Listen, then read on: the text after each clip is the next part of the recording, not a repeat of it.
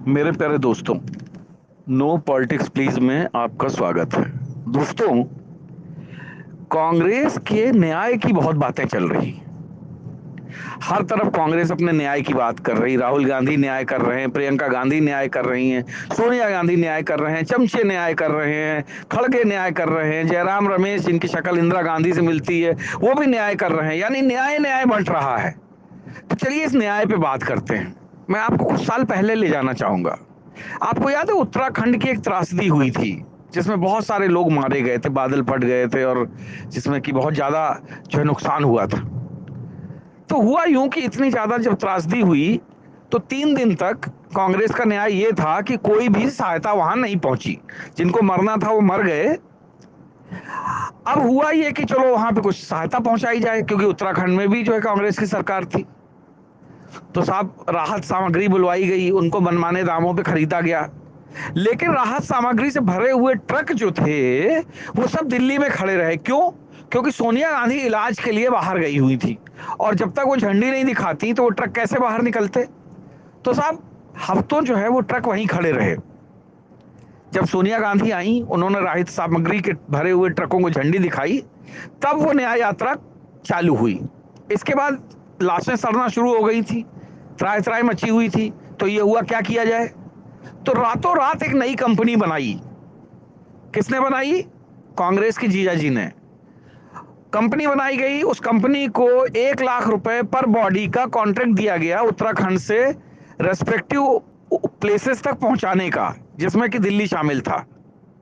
तो सोचिए कैसे ये लोग, जो मोदी जी कहते हैं ना आपदा में अवसर ढूंढते हैं, ये कांग्रेसी इतने ज्यादा मक्कार हैं कि ये ऐसे, मतलब जहां पे इतनी बड़ी त्रासदी में भी इन्होंने आपदा में अवसर खोज लिया। और जो शरीर फ्री में लाए जाने चाहिए थे, लाशें फ्री में लाई जानी चाहिए थी, उन लाशों को लाने के लिए भी 1 लाख रुपए पर बॉडी का कॉन्ट्रैक्ट दिया। वो भी किसको दिया? अपने दामाद जी को, ताकि वो इस पूरी जो कहते हैं सिस्टम को लूट सके। अब जरा सोचिए, यही त्रासदी अगर जैसे कोरोना काल था बीजेपी शासन काल में आई, अगर यही कोरोना कांग्रेस शासन काल में आया होता तो जो वैक्सीन फ्री में लग गई, जिसको कि लोग लगवाने के बाद जो है गालियां दे रहे हैं, क्योंकि जिंदा बच गए इसलिए गालियां दे रहे हैं। अगर यही कांग्रेस के शासन काल में जो है कोरोना आया होता तो 1-1 लाख रुपए ब्लैक में ये वैक्सीन बिकती और लोग अपना घर बार बेच के जान बचाने के लिए इस वैक्सीन को लगवाते। यही कांग्रेस का न्याय होता। आप कांग्रेस के न्याय को हर जगह याद करिए। एक जमाना था जब 1212 रुपए में गैस का सिलेंडर मिलता था कांग्रेस शासन काल में, और वही रेणुका चौधरी मुंह खोल के कहती थी कि सिलेंडर जो है जिसको इतना हम सस्ता कैसे कर सकते हैं। मनमोहन सिंह ने कहा था कि पैसे पेड़ पे नहीं उगते हैं। ये कांग्रेस का न्याय था। याद करिए जब कपिल सिब्बल से पूछा गया था कि गेहूं और चावल के इतने दाम बढ़ रहे हैं, कैसे लोग खाएंगे, तो कपिल सिब्बल ने कहा था कि जाइए आप व्यापारियों से बात करिए, हमसे क्यों कह रहे हैं, उनसे कहिए कि वो सस्ता सामान बेचें। और आज कांग्रेस जो है न्याय की बात कर रही है कि हर युवा को हम 1 लाख रुपए देंगे। कहां से देंगे? इटली से पैसा आएगा या राहुल गांधी अपने घर से लेके पैसा आएंगे? इतनी न्याय की बात है तो कांग्रेस अपने घर में न्याय क्यों नहीं करती है? जितने कांग्रेसी हैं, चमचे हैं, उनको कांग्रेस अपने जो अमीर कांग्रेसी हैं, प्रमोद तिवारी या और दूसरे बड़े जिन्होंने की करोड़ों अरबों की दौलत जुटा रखी है, उनकी दौलत क्यों नहीं इनमें बांटी जाती है? पहले कांग्रेस के सामान्य कार्यकर्ता जो दरी बिछाता है, जिंदगी भर कांग्रेस के जो है झंडे ढोता है, उसमें क्यों नहीं कांग्रेसियों की दौलत जो है बराबरी बांटी जा रही है? भाई न्याय घर से शुरू हो। इलेक्टोरल बॉन्ड के लिए जो चिल्ला रहे घोटाला हुआ है, तो जैसा शैला राशिद ने कहा कि सबसे पहले कांग्रेस को चाहिए कि जो उसको 1400 करोड़ रुपए मिले हैं इलेक्टोरल बॉन्ड के जरिए, उसको वापस करें। ये राहुल गांधी क्यों नहीं उनको वापस करके एक नजीर पेश कर रहा कि नहीं नहीं हम साहब घोटाले का पैसा नहीं लेंगे? क्योंकि कांग्रेस का जन्म ही घोटाले से हुआ है। अगर आप याद करिए तो एओ ह्यूम ने इसका जन्म जो है घोटाले के लिए ही किया था। और वो घोटाला क्या था? कि भारतीयों को स्वतंत्रता लेने से रोका जा सके। कांग्रेस का जन्म ही घोटाले के बाद हुआ था। जितने भी कांग्रेसी जो पुराने रहे हैं, आप खुद देख लीजिए, जितना भी एक कांग्रेसी था, ये सारे के सारे देश के साथ घोटाला करने में माहिर रहे हैं। और बात करते हैं न्याय यात्रा की। कांग्रेस का न्याय क्या है? कांग्रेस का न्याय सिर्फ ये है कि इस देश को किसी भी तरीके से कब्जा करना। पहले 2 देश जो है इसी देश से निकाल के बना दिए धर्म के आधार पर। अब जो बाकी 20 राज्य बचे हुए हैं, 28 में से 8 राज्य वैसे भी अल्पसंख्यक हिंदू हो चुका है। अब जो 20 राज्य बचे हैं उनको कांग्रेस हड़पने की शासन चाहती है।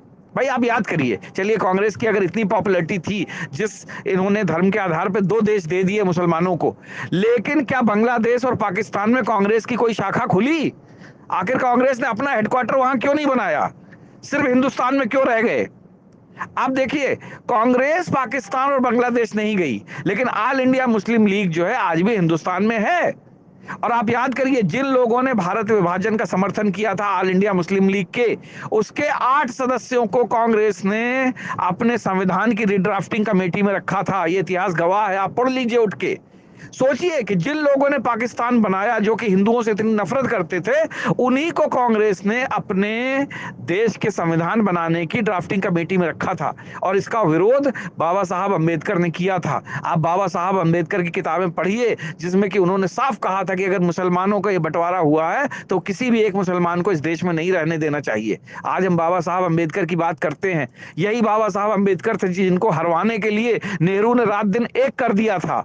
यही बाबा साहब अंबेडकर थे जिसके खिलाफ गांधी जो है अनशन पे बैठ गया था। लेकिन विभाजन के खिलाफ ये गांधी जो है अनशन पे नहीं बैठा, कि जो चिल्लाता था कि मेरी लाश पे विभाजन होगा, लेकिन ये अनशन पर नहीं बैठा और लाखों हिंदुओं को इसने मरवा दिया। तो जरा सोचिए ये कांग्रेस की न्याय यात्रा कैसी है, कांग्रेस का न्याय कैसा होता है। किसी भी कांग्रेसी शासनकाल में आप चले जाइए, देखिए कर्नाटक में क्या हो रहा है, किस तरीके से हिंदुओं को प्रताड़ित किया जा रहा है। भजन बजाने पे भी हिंदुओं के खिलाफ एफआईआर की जा रही है। यही हाल तेलंगाना का है, यही हाल जो है हिमाचल का है। आप देखिए पूरे हिमाचल, जिसको देवभूमि कहा जाता है, आज वहां की क्या हालत है। चप्पे चप्पे पे जो है दूर दूर से रोहिंग्याओं को लाके बसाया जा रहा है, ताकि दोस्तों कांग्रेस आतंकवाद की फैक्ट्री है, कांग्रेस अपीजमेंट का गढ़ है, कांग्रेस वो दल है जो सिर्फ और सिर्फ हिंदुओं को बर्बाद करना चाहता है। कांग्रेस के मैनिफेस्टो को पढ़िए, उसमें सिर्फ और सिर्फ एक धर्म के लिए ही सॉफ्ट कॉर्नर रखा गया है, एक धर्म को ही सुविधाएं की बातें रखी गई हैं।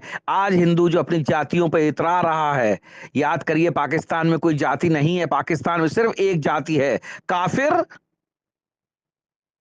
काफिर काफिर। तुम काफिर थे, तुम काफिर हो और काफिर ही रहोगे। तुम्हें जात के आधार पर नहीं प्रताड़ित किया जाएगा, तुम्हें काफिर होने के आधार पर प्रताड़ित किया जाएगा। तो अरे काफिरों जागो, अभी भी समय है। ये 2024 का चुनाव नहीं है, ये काफिरों को अपनी दुनिया चुननी है कि या तो तुम इस सनातन भूमि पर रहोगे या फिर सिर पर टोपी लगाकर और जो है दूसरे धर्म में कन्वर्ट हो जाओगे, या फिर तलवार के जोर पर कन्हैया लाल जैसा हाल तुम्हारा होगा। तो काफिरों जाग जाओ, सोने से काम नहीं चलेगा, वोट डालने जाओ, निकलो बाहर, ताकि अपने आप को, अपने आने वाली पीढ़ियों को, अपनी संतानों को बचा सको। आज इस देश में जो है ना, जो जात के आधार पर तुम खेल खेलने की सोच रहे हो, वो सिर्फ इसलिए क्योंकि ये भारतवर्ष है। जिस दिन ये देश इस्लाम के हाथों चला गया, उस दिन तुम्हारी जातियां जो है ना, तुम्हारे स्थान विशेष में रख दी जाएंगी। तब तुम जो है जाति के आधार पर नहीं, सिर्फ काफिर के आधार पर ही लड़ पाओगे। पाकिस्तान बांग्लादेश में देखिए काफिरों का क्या हाल है। अभी भी मौका है, जाग जाओ, वरना एक ही चीज होगी कि काफिरों या तो धर्म बदल लो या फिर भाग जाओ। और याद रखना, कश्मीर से भाग के तो तुम दिल्ली आ गए, लेकिन दिल्ली से भाग के कहां जाओगे, ये चीज ध्यान रखना। तो आज जो मोदी योगी तुम्हें बुरे लग रहे हैं, जिनको तुम भर भर के गालियां दे रहे हो, याद करो अगर ये नहीं रहे ना तो तुम्हारा क्या हाल होगा, ये तुम समझ सकते हो। केरला में क्या हाल है, बंगाल में क्या हाल है, कर्नाटका में क्या हाल है। और वो राज्य, जिन राज्य में तुम अल्पसंख्यक हो चुके हो काफिरों, वहां तुम्हारी क्या औकात है, ये समझ लेना। इसके बाद ही वोटिंग करना। ध्यान रहे कि ये चुनाव नहीं है, ये तुम्हें अपने धर्म को चुनने के लिए चुनाव हो रहा है। जय हिंद, जय भारत।